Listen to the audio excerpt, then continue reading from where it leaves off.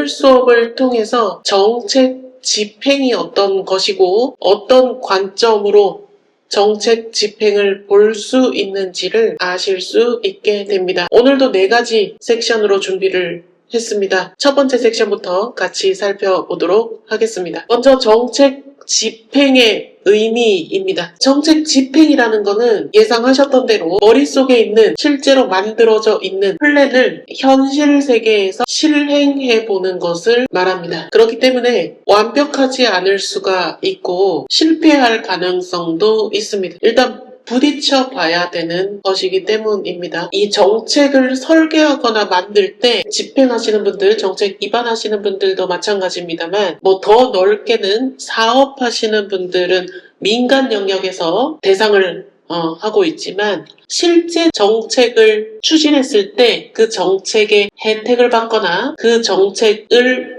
이용하는 대상에 대해서 전방위적인 조사를 하는 경우도 있고 실제로 면담이나 인터뷰를 하는 경우도 있지만 높은 확률로 우리 관념 속에 있는 대상을 떠올리고 도와주기 위한 관점에서 이렇게 하면 좋아할 거야 이렇게 정책을 추진하는 경우도 있습니다. 그럴 때 문제가 뭐냐면 실제로 어떤 문제 해결을 원하는 사람들이 그 정책에 대해서 우리 그때 예전에 만족이라고 했습니다. 기대 수준 이상, 기대 수준 이하 이게 허용 범위도 있다라고 했지만 만족을 할 수 있느냐 없느냐 체감을 할 수 있느냐 없느냐로 또 문제가 이어질 수 있기 때문에 추진을 함에 있어서 틀릴 수는 있지만 그 전 단계로 정책을 입안하거나 정책을 설계할 때 실제 정책 대상자들을 꼭 만나보시면 좋겠다 라고 하는 말씀도 실무진들께 드립니다.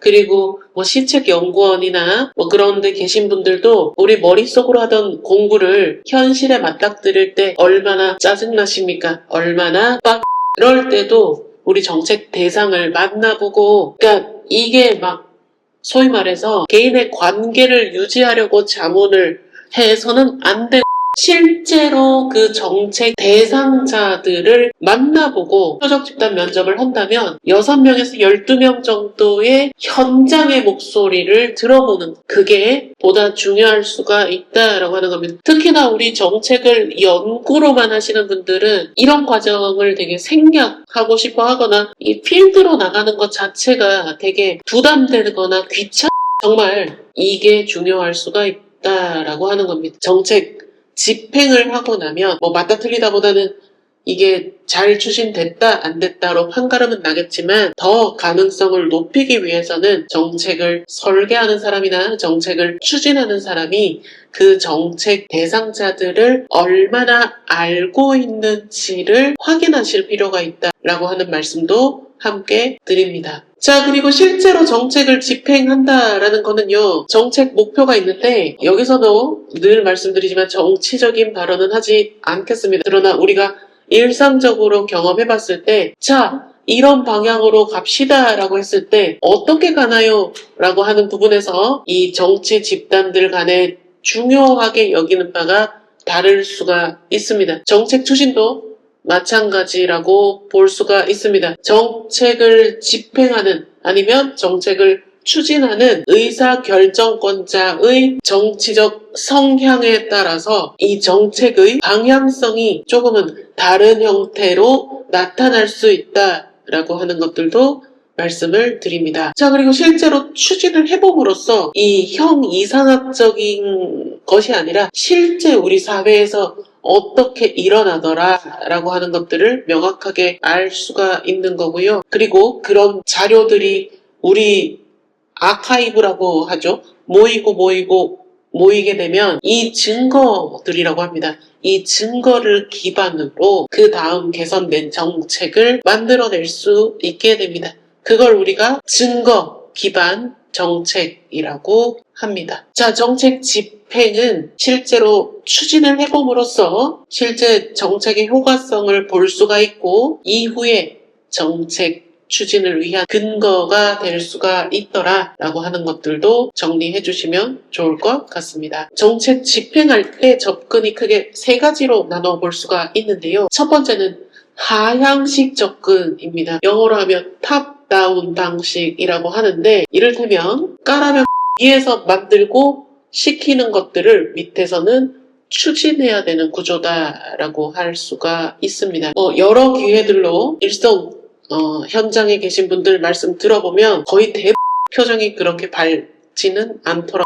상향식 접근이라는 게 있습니다. 영어로 하면 bottom up 이라고 하는 거고요. 조직 체계로 보면 실무자들이 제안을 통하거나 아니면 시민들의 제안에 의해서 의제가 형성이 되고 그 의제가 실행되어 가는 그런 형태를 상향식 접근이라고 합니다. 중간 딱 정확하게 중간 지점은 아니지만 어떤 맥락이나 상황들을 고려해서 이렇게 적절하게 적응해서 접근하는 것을 상황적 접근이라고 합니다. 여기에서 기분에 따르면 뭐가 낫다, 뭐가 기분 나쁘다 이럴 수는 있지만 우리는 기분이 아니고 어떤 방법이 낫다, 아니다 이런 것도 아니고요. 이런 형태의 의사전달 구조 그리고 정책 추진 구조가 있구나 이렇게 봐주시면 좋을 것 같습니다. 두 번째로 정책 집행을 보는 관점에 대해서 몇 가지 말씀 나눠보도록 하겠습니다. 첫 번째는 정책 결정자와 정책 집행자를 어떻게 보느냐를 조금 나눠보고자 하는데요. 크게 우리 정책학에서는 5가지로 나눠서 봅니다. 고전적 기술자 유형, 지시적 위임자 유형, 협상가 유형, 재량적 실험가 유형, 완료적 기업가 유형이 있습니다. 이걸 볼 때 공통적으로 어떤 필터를 쓰면 도움이 되냐면 정책 결정을 했는데 어떻게 집행을 할 것인가에 필터를 놓고 보면 각각의 유형이 조금 더 와닿을 수가 있습니다. 첫 번째로 고전적 기술자 유형은요. 이 정책 추진을 해야 되잖아요. 이 집행을 할 때 이 집행자가 가장 그 집행을 잘할 수 있는 기술을 안다라고 보는 관점입니다. 그래서 위임을 해버려요. 잘한 이 정책 집행을 잘할 수 있는 기술자로서 위임을 한다라는 관점입니다. 그게 고전적 기술자 유형입니다. 그 지시적 위임자 유형은요. 어떤 거를 추진해야 되는데 한번 해봐 수준이 아니라 실제로 이게 되도록 한번 가지고 와봐 라고 지시를 하는 유형이라고 볼 수가 있습니다. 일선 현장에서 아마 많은 확률로 이런 유형이 나타나지 않을까라고 생각이 듭니다. 이런 유형을 경험하면은 시옷과 비읍을 많이 쓰지.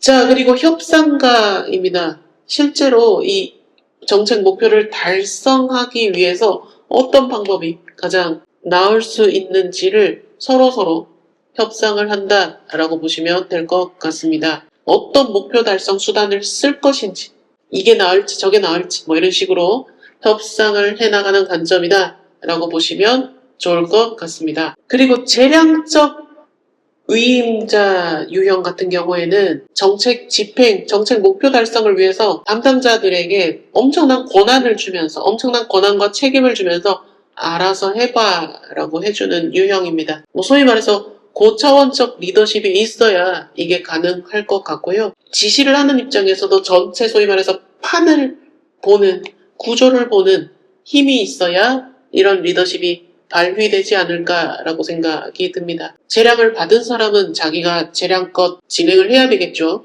실제로 여기에서는 항상 어떤 보고 체계라든지 모르는 거 있으면 물어보고 모르는 거 있으면 묻는 게 나을 것 같습니다. 묻는다고 또 혼낼 수도 있는데 그 혼을 감내하고 실수하는 것보다 혼나는 게 여러모로 나을 수 있다라는 의견도 조심스럽게 드립니다. 물었더니 혼내서 안 얘기해서 했다가 사고가 더 큰 혼이 날 수가 있습니다. 이 엄청난 재량이 있는 거는 마음대로 하라는 소리가 아니라 목표 달성을 잘 하게끔 제약을 두지 않는다에 더 가깝습니다.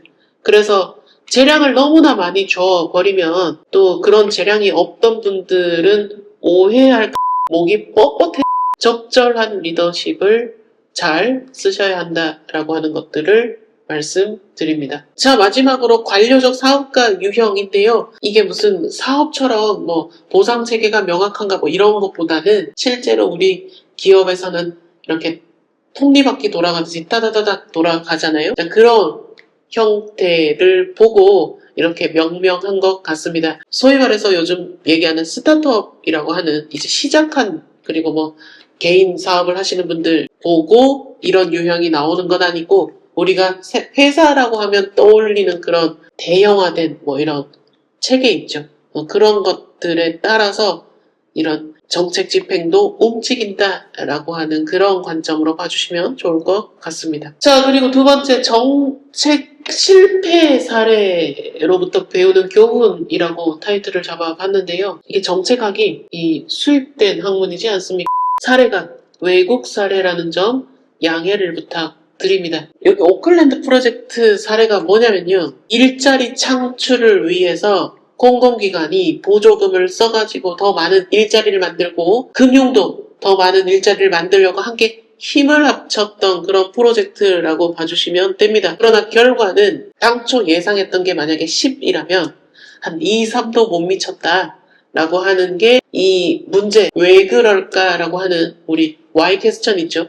정책은 뭐 연구는 아닙니다만 왜 그럴까라고 하는 그런 출발점이 되지 않았나라는 생각이 듭니다. 자, 원인들을 이 연구자들이 살펴봤더니 크게 한 3가지 정도의 원인이 나왔는데요. 정책 참여 과정에서의 복잡한 이해 당사자, 다양한 의사결정 지점, 제대로 된 인과관계 설정 미흡이라고 써봤습니다. 일반화까지는 아니겠습니다만 우리 정책 추진 현장에서도 비슷한 사례가 나타나는 경우들이 생각보다 많을 겁니다.